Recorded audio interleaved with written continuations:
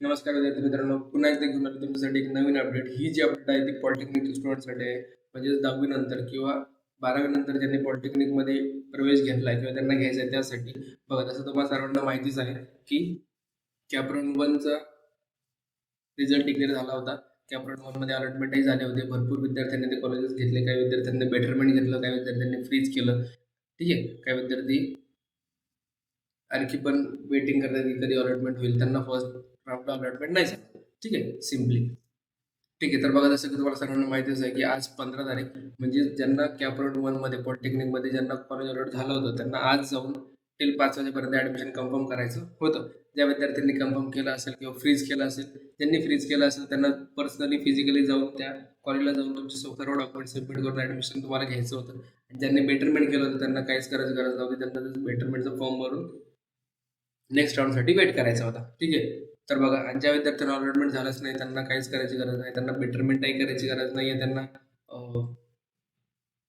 फ्रीजही करायची गरज नाही. ते ऑटोमॅटिकली सेकंड राऊंडसाठी इलिजिबल असतात विदाउट एनी कॉस्ट. ठीक आहे, तर बघा, आपण पुन्हा एकदा आता इम्पॉर्टंट डेट्सवर जाऊया. ठीक आहे, बघा, आता हे सर्व प्रोसेस झाल्या, रजिस्ट्रेशन प्रोसेस झालाय, ई सिक्युरिटी झाले, कॅपराऊंडचे प्रोसेस बघा.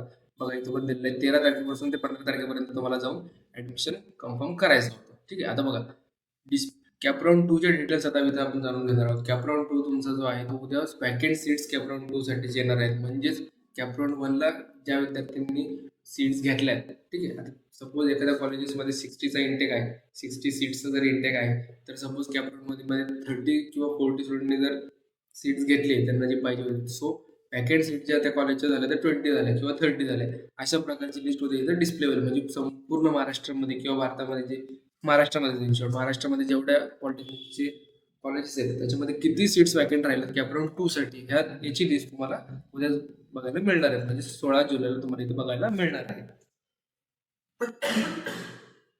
ठीक आहे, तर काय करायचंय, सिम्पली उद्या ते, सपोज तुम्ही जर रिसर्च वगैरे नसेल करणार, तुम्ही जर काउन्सिलिंग केले असेल तर काहीच कन्सर्न नाही. ठीक आहे, तर तुमचं काही संबंध नाहीये. तुमचं काम मेन सुरू होतं तुम्हाला 17 तारखेपासून. ठीक आहे, 17ला online submission and confirmation option form. 17 तारखेपासून तुम्हाला काय करायचं विद्यार्थी मित्रांनो, 17 तारखेपासून तुम्हाला तुमची कॉलेजची लिस्ट ऍड करायची कॅपराऊंड 2 साठी. ठीक आहे, जसं तुम्ही कॅपराऊंड 1ला कॉलेजेस टाकले असतील, तुमचे ब्रांचेस टाकले असेल, तुम्हाला हे कॉलेजमध्ये हे ब्रांच पाहिजे आणि त्यानुसार ते अलॉटमेंट झालं असेल किंवा नसेल झालं किंवा, ठीक आहे, तर सेम प्रोसेस तुम्हाला पुन्हा करायची कॅपराऊंड 2 साठी. कॅपराऊंड 2 साठी बघा, तुम्हाला काय करायचंय की 17 पासून ते 19 तारखेपर्यंत कॅपराऊंड 2चे फॉर्म्स चालणार आहेत. म्हणजेच 19 तारखेपासून, सो 19 तारखेच्या 5 वाजेपर्यंत मी सजेस्ट केलं की 5 वाजेपर्यंत तुमचे जे काही कॅपराऊंडचे फॉर्म असतील ते फिल करून ठेवा. कॉलेजची लिस्ट जर तुम्हाला फर्स्ट राऊंडला भेटली असेल तर ती रेडी ठेवा.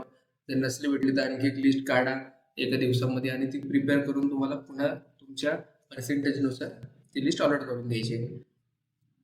तर बघा, तुम्हाला सिम्पली काय करायचं, 17ला जसं फॉर्म सुरू होतील, 17ला फॉर्म केल्यानंतर तुम्हाला सेम प्रोसेस जशी कॅपराऊंड 1ची असेल तीच प्रोसेस इथे असणार आहे. ठीक आहे, तर बघा, आणि 19ला जसं तुम्ही फॉर्म भरसाल, 17 तारखेपासून ते 19 तारखेपासून जवळजवळ फॉर्म भरसाल, त्याचा रिझल्ट तो लगेच तुम्हाला 21 तारखेला कळून जाणार आहे. म्हणजे 21 तारखेला तुम्हाला कोणतं कॉलेज अलॉट झालंय नाही झालंय हे तुम्हाला कळून जाणार आहे.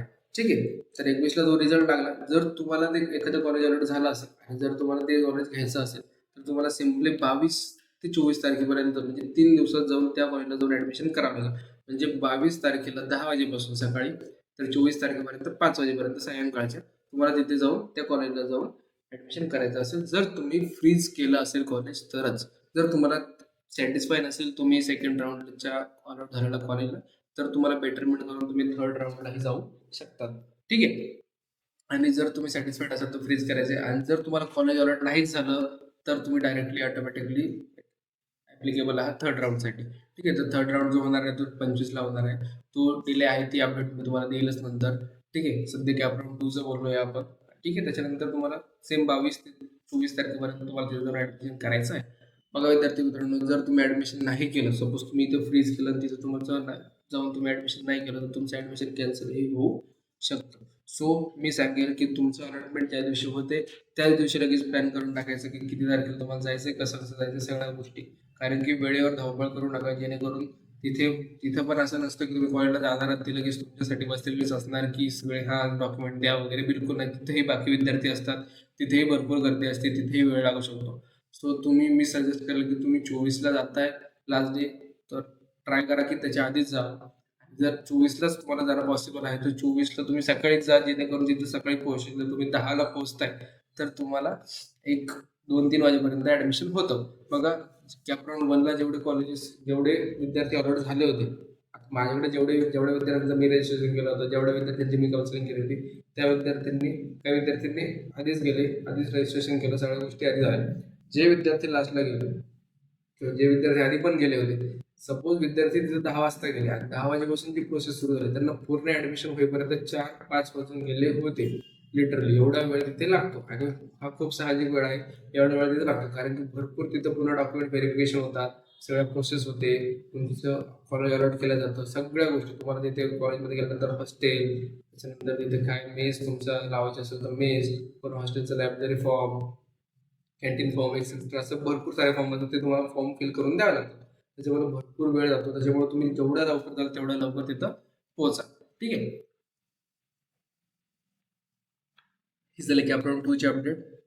ठीक आहे, पुन्हा एकदा नवीन अपडेट घेऊन येईल. जसे वेबसाईटवर काही नवीन अपडेट आले की मी नक्की तो व्हिडिओ बनवून तुम्हाला ॲज सून ॲज पॉसिबल तुमच्यापर्यंत पोहोचवण्याचा ट्राय करणार.